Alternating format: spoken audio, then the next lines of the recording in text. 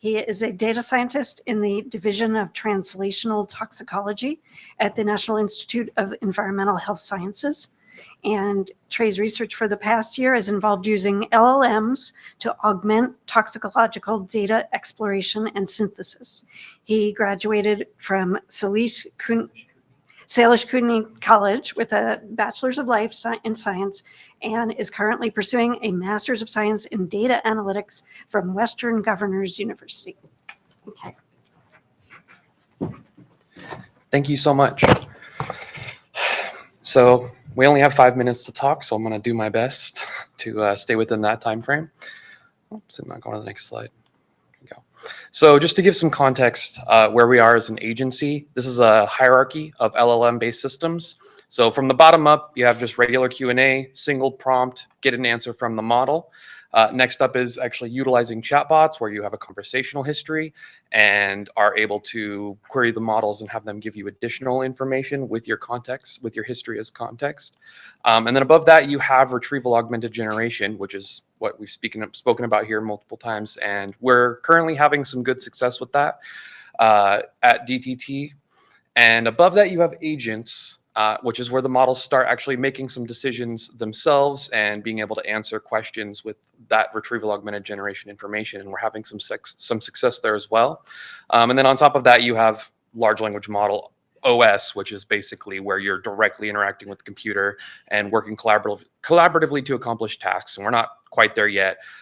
We're currently here, but I've seen some interesting projects in terms of the LLM OS style working directly with the models, but we're not quite there. So after ChatGPT was released at the beginning of last year, we started playing with it to see how we could use it to answer toxicological questions. And then when GPT-4 came out back in March, we got really excited with its capabilities. So this paper, ChemCrow, was released last year in April. This is a tool that utilizes LangChain, which is a Python-based LLM framework, to answer chemistry questions. So this kind of falls in that same space of retrieval augmented generation and agents that I showed on the previous slide.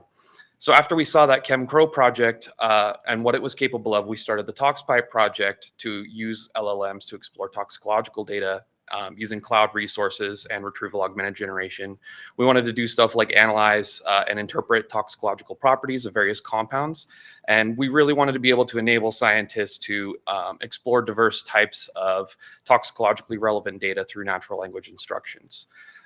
There's so many data sets that were previously challenging to access and integrate into toxicological characterizations, but we think that by guiding the language models with prompt engineering and human-in-the-loop monitoring, that toxicologists can use these tools to rapidly find information on chemicals and dramatically reduce the amount of time required to do so. So some of the data sources that were already incorporated into ChemCrow included PubChem, PubMed, Semantic Scholar, and RDKit. And during an NCBI Codeathon back in March, we entered ToxPipe as a project there, and we're able to re-implement some of the ChemCrow tools. And we're also working to implement other data such as EPA CompTox dashboard, NTP technical reports, and other internal toxicological databases. So I have deployed an internal web application called LibreChat for use at NIH-ODSS for the interactive portion of this project. It's a free MIT open source platform, and that takes inspiration from ChatGPT. I'm sure many of you will be familiar with the interface. It has some additional features not included in ChatGPT, such as being able to switch models mid-chat, conversation branching, voice control, and text-to-speech. And it also has a plugin system, which is how we were planning on implementing the interactive portion of ToxPipe. This is a vastly simplified view of how I've deployed LibreChat internally. Sorry. It's just a few small things to note. The user talks with the interface. The developer of LibreChat has also developed a small retrieval augmented generation addition to LibreChat where you can upload, it'll parse your Word, PDF, etc.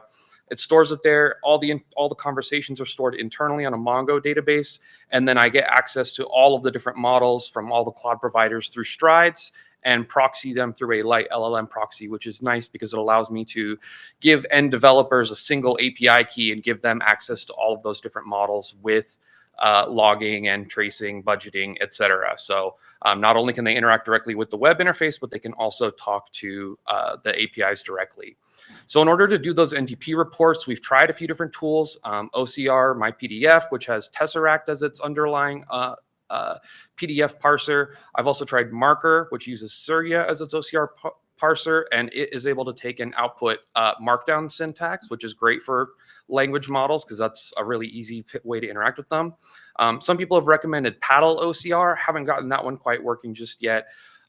We've also had really good success with Llama Index, which has its own PDF ingester and parser, and that's how we've been doing querying over the retrieval augmented generation. Cloud options are also available. The only problem is that they can get quite expensive.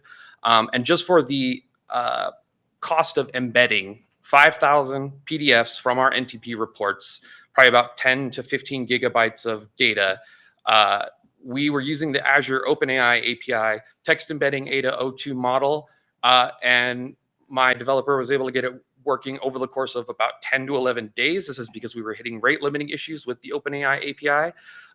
But this is just to show you for one of the most commonly used text embedding models currently from OpenAI, text embedding Ada-02.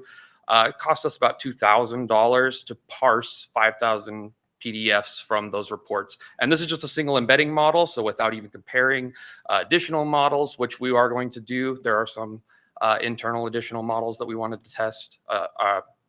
And finally, just to wrap up how we've actually been doing the evaluations, we're using a tool called PromptFoo. This is a command line based tool, and then it has its own interactive web interface. But I have also been parsing out when you start using a whole bunch of models and different variables, the interface can get quite cluttered. So I've written a Python script to convert to a Quarto Markdown format for our end toxicologists to evaluate. But the nice thing about PromptFoo is that it has both deterministic and non-deterministic metrics, which means you can either say stuff like, is the response in a certain format? Does it include in certain keywords? Or you can do a model graded rubric graded evaluation of the prompt output. So this is kind of how we've been approaching these tasks in general. So I'll end with that.